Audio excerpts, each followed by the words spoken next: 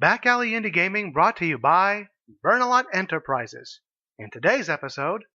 Oh, come on! I'm trying not to make dirty jokes. And the phrase you give me is, I managed to reach out to her, she came. And again, with this insistence, I kind of like the fact that one of the running gags is the fact that the fucking sandwiches are made out of 100% Welsh beef, and everyone seems to think they're the best shit. When, in fact, the best beef is obviously Venezuelan. Slugs can invade your breasts, like in those weird doja mangas that I keep reading about. Even sounds of light-hearted laughter can be heard. And she's right back at admiring that fucking bird, man. It's so tiny, man. It's such a tiny bird. Look at her face! She looks like she's fucking stoned out of her mind. Same transition. Or not. And now, this. Hello dear viewer, and thank you for tuning into this broadcast. Tully Burnalot here, reporting from Burnalot Enterprises HQ in the sunny land of Portugal. And in today's episode of Back Alley Indie Gaming, we're back with Sounds of Her Love. Because I really want to finish this. I don't know why. I had this conversation with the developer of the game on Twitter, and the developer made the case that perhaps it was, despite all the cliches, you still feel for Carrie. And it's true. You do. You feel for Carrie. And honestly, I feel for Carrie. Don't you feel for Carrie? I feel for Carrie. Let's all feel for Carrie. Alright, let's load. I have no idea where I left off, because it's been some time since I played this. Oh, right, because we found her on the streets. Not in that way. Anyway, the side... Just taking away all the bad thoughts from my head. Just ignoring that. Thank you very much. Alright. No prostitute jokes. Thankfully I have water. Anyway, the sight brings a smile to my face.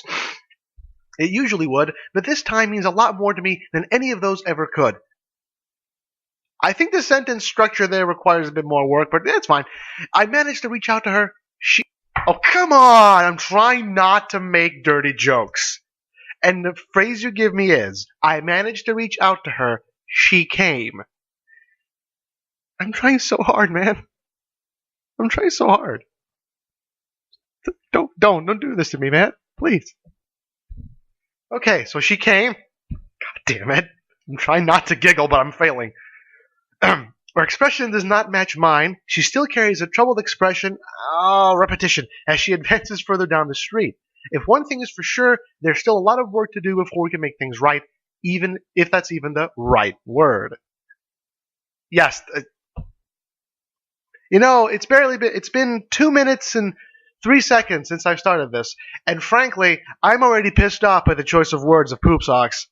Seriously, why do I play this game? It's purely for this woman. It's purely for this girl right here. Dear God, all the issues, all the problems that caused this situation are still here. Carrie is still upset. And I went back, and Actually, I didn't. I'm lying. I still haven't gone back, but I'm pretty sure it's Saridwen. It was an S, not a C. Good morning, Carrie. Part of me wants to ask how she's feeling, in spite of knowing the answer. I'm fine, she'll say. That's all it is. Fine. Fine is just a synonym for not good. A quick answer to get people off your case. Carrie knows how concerned I am, but prying into her feelings now would not benefit either of us. I don't know. Sometimes I am just feeling fine. Sometimes when I say, I'm fine, I'm actually fine. If you want to make assumptions based on information that you have, not tired stereotypes. You don't need her to say she's fine and then say that fine is a synonym for something else. No, it's not. First off, fine is not a synonym for not good. It can be used as a substitution for not good, as a shorthand for not good, but certainly not a synonym for not good. Fine is a synonym for good. Go fucking learn your English, you dick. Why am I so pissed off against Poopsocks? I don't know. Today I wanted her to feel normal, to experience a day of school like we usually would. Upsetting her by getting into the subject for parents would just make my efforts all for naught. Yes, that's true. Poopsocks keeps throwing me off the loop. Because one moment he's super reasonable, and the other he says stupid shit, and then he goes back to being reasonable, and then he says more stupid shit, and I don't know what the bead is. What's the bead? I can't get the bead. Instead, I opt to usher her along with me to begin our day of school. Alright? Okay. She looks like she's fucking high. I get the expression supposed to be like, oh, I don't know, stun, disappointment, I don't know. But she looks like she's fucking high. She looks like she's staring at something and she's thinking, whoa, that bird is tiny. That's exactly what she's thinking right now. That expression is weird. I expected her to apologize for being late, but it doesn't. You expected her to apologize for being late? Oh my god, you prick. You know that after everything... Oh wait, no, never mind. I think he expected her, based on her personality, to apologize. But it says it doesn't really matter to me. Did he actually expect her to apologize for being late? I certainly hope not, because that would be the most horrifically dick thing to think. Fucking hell, Poopsocks. Carrie and I begin our slow walk to school despite having the clock working against us, but we're not in any rush. I would certainly hope you wouldn't be in any rush. Savor your time together. Dust shimmers in the air sporadically throughout the classroom, giving the day a sense of warmth as the autumn sunlight shines through the windows. All too much of a contrast with the bitter cold of the morning, leaving me with a feeling of uneasiness, as the issues with Carrie still linger around my mind. Having left her not too long, two O's to get to class, we separated on a sour note. Neither of us really saying anything, but our feelings ever so similar. Yes, I'm recording the sound, thank goodness. Ones of sadness, sorrow, and general awkwardness. Getting her to come to school is one thing, but for her to open up to me again will be a completely different challenge. If I'm going to make this day work one day or another, I'll have to force her to talk to me, no matter how inconsiderate that sounds. I don't know, man. You'll have to force her to talk to you? If you have to force someone to talk about their issues, I don't know. That's sort of the kind of shit that you have to do for an intervention with, say, I don't know, drugs. When it comes to stuff like this, force her to talk to you, not exactly the best choice of words, or not exactly the best course of action. I'm not mad at Poopsocks, because I know for a fact that many people think like this, that people have to be forced to talk, they have to talk. But in situations like these, where there's a lot of emotional baggage being carried around, forcing people to talk is not exactly the best choice. They need to talk when they're ready, when they're comfortable talking. You can't force her. You shouldn't force them to talk. It's not healthy. This PSA brought to you by Burnalot Enterprises, I guess. Moving my body backwards, I'd stretch to alleviate the pain in my shoulders. Today is going to be long, but I've gotten through lessons before just thinking about Carrie. You know, as opposed to paying attention in class, because fuck that shit. Thing is, there's a lot more to think about now, including my feelings. I'm pretty sure you've been thinking about your feelings for quite some time now, Poopsocks. Just my two cents. The chimes of the school bell jolt me up from the slump position of my chair. Stop slumping. Looks lazy. It's lunchtime, so getting outside as soon as possible is a priority. I want to meet Carrie outside our class for once. Time for a drink. Delicious water. Sprayed up, I grab my bag and swiftly push my items into it in a disordered manner. These are things I have no time to be concerned about. Yeah, fuck pencils and fragile things. I need to meet the girl of my dreams, and then spend $10 getting new school supplies. I managed to be one of the first people out of the class, where it's expected that those who sit near the front will always have the upper hand. Carrie's random factoid, I guess. Carrie's class isn't much distance away, and it seems that their class is still inside. Everyone in our year group is in the same corridor, so it's unsurprising to find myself joining the usual crowds who wait outside for the other classes for their friends to come out. I understand this. For the past 2 semesters, I've been having classes in the same corridor, and literally within the same 3 rooms. It's been amazing, because I don't have to remember anything. I just have to go to the same geographical area, and I just follow where everyone else is going. One by one, people flock out of the classroom. The entire event is quite a scene, as it's already about 5 minutes since the lunch bell rang. Just how important was their lesson? In time, the sight of Carrie greets my eyes once again. She still holds the same expressionless experience she's had since this morning. It hurts to see. It's not expressionless, it's very sedated. Sorry, I need to catch up with some work. And again, this expression, it's like the fucking nose just vanishes and the mouth just slides off the... It's weird. I'm going to copy a friend. Copy a friend. I'm not sure what that means. Are you going to clone someone? If so, I'd like to be there because that's like, I don't know, a breakthrough in science, I guess. As soon as I opened my mouth, Carrie seemed to go into a state of shock. Her words sounded untruthful, as if she forced out the first excuse she could think of. And she's back to the stoned. Okay. As depressing as it is, the reality is that I'm the only person she speaks to in this school. She wouldn't have the audacity to copy off someone within her class.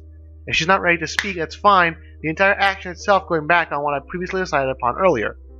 Wait, what? The entire action itself going back on what I previously decided upon earlier. Weird sentence structure. Forcing her to speak to me would probably send her into another state of shock. I'll let her go for now. I turned around, leaving Carrie behind me as I joined the students from her class, heading towards the cafeteria. Whether Carrie wanted me to object or not, I'm unsure. However, she won't be able to get away from me this easily. Letting our friendship dissipate— very creepy when you say that. Letting our friendship dissipate like that isn't something I want to allow. I find myself sitting in the cafeteria, clutching a sandwich in my hand. A little earlier, the guy sitting in front of me got into a fight with one of the younger students over who'd get the last beef sandwich. And again, with this insistence, I kind of like the fact that one of the running gags is the fact that the fucking sandwiches are made out of 100% Welsh beef, and everyone seems to think they're the best shit. When, in fact, the best beef is obviously Venezuelan. Seriously, Venezuelan beef. Go eat it. It's better than anything in the world. Alright. I'm not really sure why these things are so popular. Because it's a beef sandwich? Do you need any other reason? It's a beef sandwich from Wales. You export a lot of beef, and it's good beef. Not as good as Venezuelan beef, but still. Okay, he didn't even touch you. Can't you just let me pretend for a minute? School's pretty boring. To be honest, he's right. Having to sit here without Carrie is quite agonizing, a distressful experience, putting my entire state of mind into a flurry. Jeez, this guy's fucking lost it. Even though yesterday I sat alone in class, being here with this guy isn't much better at all. Maybe you should flirt shamelessly with him. Hey, that'll put your mind off her. I'm listening, mate. Right? I was saying that what if they introduced— shit, there goes the water. What if they introduced lamb into the school sandwiches? There's plenty of sheep in Wales, aren't there? I wouldn't know, I've never been. I'm not even fucking Welsh. Neither have I, man. It's just a thought, you know? What is this conversation? What is this conversation? It's like the conversations I have with my friend Catherine. It's like it's conversations that go literally nowhere and start nowhere as well. It seems this guy's getting pretty invested in sandwiches. The bell rings to signal the end of lunch, causing me to feel more depressed as I know I have to face afternoon lessons. Whilst listening to the mundane talk of my classmate, I decide to try again with Carrie. The idea is to walk her home, pretty bold in itself, but I know for a fact she's not going to be compliant. Dragging her out by hand is one option, although the action seems really dodgy and disrespectful to her. Yes, very creepy, possessive as well, and possibly rapey. They may call the cops on you if you drag a girl by the hand while she's kicking and screaming and resisting all the way. You may not want to do that. Fucking hell, Poopsocks.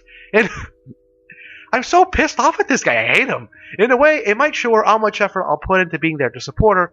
What could go wrong? Oh, I don't know. You know, I'm going to get myself a piece of paper here, and I'm going to list all the ways that dragging the thing can go wrong. Let's see. Way number one, they may think you're abducting her, and by they I mean literally anyone watching, which means they're probably going to call the police, and they're going to call up a rape accusation. She might get pissed at you because you're forcing her to do something you're not. She might get pissed at you because you're trying to force her to do something she's not wanting to do. She might get distanced from you. You might actually go back home and realize you've done something bad, and therefore you're going to kick yourself in the ass every single fucking minute of the day. I don't know. She might actually not want to talk to you again. A whole host of bad things can happen. And now that you said what could go wrong, I'm going to add a whole host of other things. I don't know. You could get run over by a bus. You could get hit by a meteor, a plane could land on you, a helicopter could cut you in half, slugs could invade your breasts, like in those weird doujin mangas that I keep reading about. I don't know. A whole host of things. You could turn into animals and get eaten. The entire world could turn topsy-turvy, and then everything dies. Hell gates get open in London, and then the entire world just turns to shit, and hell invades Earth. I don't know. All the things could go wrong when you decide to act like a possessive motherfucker. God, that is fucking hell. Scene transition? Okay. The classroom is filled with a uniform aura of apathy as it slowly drags on towards the final few minutes. I think my headpieces are finally breaking again, and it's only taken a fucking week. Thinking back on my idea from earlier, I need to find a way to be able to get out before Carrie. You know, that's what I realized I'm so good in college. As long as you don't make a fuss, you can just kind of leave the classroom and no one gives a fucking shit. It's awesome. It can't be guaranteed that her class will get out late again, so I really don't want to miss her. Raising my hand, I eagerly await for the teacher to notice. Asking to be excused for the restroom is undoubtedly the best way to be first out of class. There's about 5 minutes before the lesson ends, so there shouldn't be a problem. Yeah, I can't read today. May I have a question break? Go ahead. It seems the teacher herself is quite apathetic towards her own lesson, sending me off in a tired and indifferent manner. I'll leave the classroom behind me, some classmates looking shocked after realizing my plan to get out of class before them. And before long, everyone's doing that, and everyone gets a case of the shits. Turning down the corridor, I walk slowly towards Carrie's classroom. This time, she's not getting away so easily. You know, this verbiage of yours is very, very, very creepy. The bell rings to officially end everyone's school day. I've been waiting here for a few minutes, so in order to use up some time, I bought myself a drink. Fucking alcoholic bastard. As people begin to walk down the corridor, I toss my can in the bin and continue to wait for Carrie's class to come through the doors. Surprisingly, this time Carrie is one of the first people to get out of her class. Perhaps she wanted to prevent a repetition of the events of lunch, getting out early so she could avoid me. Unfortunately for her, though, as soon as a change arises, I grab her by the hand and make my way down the corridor at a pace. At a pace? That's not how things work. Oh, shit. Go back. Her trailing behind me with an extraordinary sense of embarrassment, one which breaks new boundaries. Did you seriously just do that, Poopsocks? Oh my fucking god. Is this game going to paint this as some sort of romantic gesture when in fact it just really is infringing on her boundaries massively? What are you doing? I'm walking you home. What? Confused, Carrie continues to stumble over words I take her with me down the corridor. Despite her being able to let go of my hand, she shows no restraint as she allows herself to be taken with me. As we move, I notice a few stares and smiles from various people from our year group. Even sounds of light-hearted laughter can be heard, and she's right back at admiring that fucking bird, man. It's so tiny, man. It's such a tiny bird. Look at her face! She looks like she's fucking stoned out of her mind. Either that or she suffered a lobotomy. Different to how Carrie was treated before. I can only assume that they find the events funny in a friendly manner. Where are we going? You're home! I just told you that! Saying that, both of us are almost running as we pace towards the school's exit. Not a speed definable as walking, but I'm still taking her back to her house. Students move swiftly out of her way as we get outside and through the school gates onto the road, with the pair of us receiving the same old odd looks and giggles as we finally break from the school ground. There's a lot of scene transitions, holy crap. I let up my grip of Carrie's hand since the entire action still is embarrassing. More so the fact that running out of the school has caused us both to sweat. Ew! Ew! Don't point that out, that's ugh. I can trust Carrie not to run off now, so we both slow down into a brisk walk as I take her on a journey back to her house. Oh, what a journey. What are you talking about? Oh, that was... You were lying? A flustered Carrie walks behind me as she tries her best to let out her words. The sight causes me to laugh, knowing that I've seen through her lie. Causes you to laugh? You should be fucking worried why this girl suddenly lied to you. You're a sociopath. Fucking hell. It's this sort of experience that I longed for. Where the hell did that come from? Fucking hell. I'm trying to comprehend the notions here, but I can't. Saying that, Carrie ramps up her levels of befuddlement, causing me to lose myself in her adorable trance. I only told her the truth. What? Didn't I tell her that before? I'm pretty sure I told her that before. Really. Her face is ablaze with emotion as she looks toward me with a hard blush, fiddling with her hair as it entwines around her fingers. Thank you. I'm pretty sure I told her this before, I think. She meekly clasps her right arm as we continue walking down the road in a state close to silence, neither of us deciding to continue conversation. The real fact is that Carrie still isn't feeling good inside. Trying to force her into a state of happiness would just make things worse. Oh, so you don't mind. So you don't want to force her into a state of happiness, but you're perfectly fine in literally physically dragging her out of the school, despite the fact that she was incredibly embarrassed, and you now just lucked out that she sort of saw your compliment as a way to means the thing to do the fucking thing. I don't understand the situation. It's so cliched, and yet I still like it. And I'm fine with being able to come this far with her, walking down the street lit up by the afternoon sun. This is something I've always wanted to do with Carrie. Being there for her, with her. It brings my feelings for her into question. Does it? I think it kind of reaffirms your feelings. Scene transition. Or not. Our steps are in sync as the two of us walk side by side down the street, which is now quite familiar to me. Accompanying Carrie on the way home may have seemed like a brash thing to do, the idea itself established rather hastily. However, being here with her after spending yesterday in a state of worry gives me a sense of relief. The issues that caused this are still present, however, but showing Carrie that she doesn't have to go through it alone is enough of a reason for my actions. We find ourselves in front of her house, neither of us really wanting to start the traditional words of farewell. Carrie takes the lead, despite being rather reserved throughout the day. Thank you. Yeah. I'm sorry about earlier. Oh, don't be. I just needed some time alone to think. Oh. Every time she talks like this, my heartstrings get plucked and I love it. It's been hard recently. Yeah, I can imagine. It's alright. Carrie is still bearing the weight of uncertainty as she faces the chance of having to leave everything and everyone she's known behind to move away. If a modern father had told me the distance between her and what she cherishes would be quite extraordinary. Yeah, basically halfway across the fucking world. Even if it's the two people she's likely to be leaving behind. I know. You've been a great friend to me. Maybe even more than a friend? That's why. Oh, okay. No, oh, shit! I accidentally right-clicked. With Carrie saying that, the door to her house opens wide, despite neither of us reaching out for the handle. Standing before us is Carrie's father, sporting a smile which I can only describe as uneasy. Both of us know the situation Carrie's in, and both of us are trying our hardest to deal with it. Alright?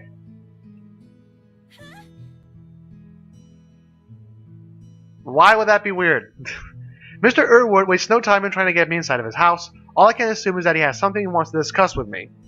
Or maybe he wants to invite you for dinner because he wants you to be next to her daughter so she can be happy. Have you thought about that? Not everything is House of Cards, you know. Like, why the fuck did I reference House of Cards? I don't even know what House of Cards is. I don't even know what the reference is. Oh my god. I can do more than guess what it is he wants to talk about. The startled response coming straight from her. Scene transition. Carrie, still somehow shocked at her father's invitation, idles behind me as I step forward into her house. Yes. Ow! Ow! The fucking bass line just blew up the fucking... my ear! Ow! Ow! Take that the fuck out. Jesus fuck.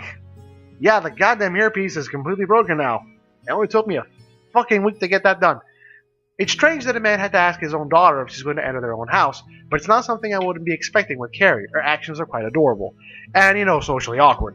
Dispelling that train of thought, I divert my attention back to reality, knowing that there's still a large uncertainty that hangs over us. As Mr. Irwood and I walk further down the hall, Carrie stands behind and speaks out to us. Need to put some things away upstairs. Sure thing. I'll come back down in a minute. Alright. Rushing off quickly up the stairs, Carrie leaves her father and I alone in the hallway. And you know what? That's it for today's broadcast. Thank you, dear viewer, for tuning in. I hope you enjoyed the show. As always, remember to check out the description down below for more information about the game, including download links. And leave a comment, leave a like or dislike depending on your preference. And if you feel so inclined, subscribe to the channel for more indie game-based content. And until the next broadcast, this is Tully D. Burnalot, signing off. Cue the music.